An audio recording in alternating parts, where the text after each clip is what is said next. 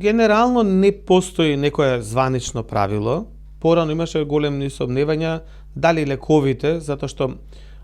самата постапка на инвитро значи дека прво примате лекови најчесто кои што ги снижуваат или на некој начин ги супримираат вашите хормони и после тоа јатрогено, значи докторот додава поголеми количини од хормони отколку што нормално има една жена. Тоа значи наместо ако во еден циклус имаме само еден фоликул и една јајна клетка најчесто, кај пациентките овде тежнееме да добиеме помеѓу 8 и 15 јајни клетки во еден циклус. Значи да не се ни премногу, да не се ни помалце од тоа, затоа што после тоа дел од тие нема да се оплодат, дел ќе се оплодат, дел ќе ги вратиме, обично се враќаат еден или два ембриони, а останатите можат да се криопрезервираат, односно да се замрзнат за понатамошни постапки.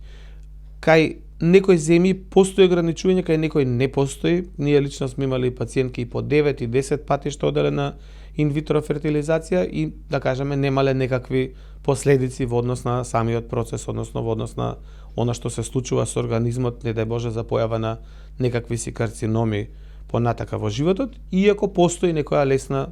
да кажеме, можност да во тие случаи, во екстремни случаи, имаме појава и на одредени типови на карциноми. Кај нас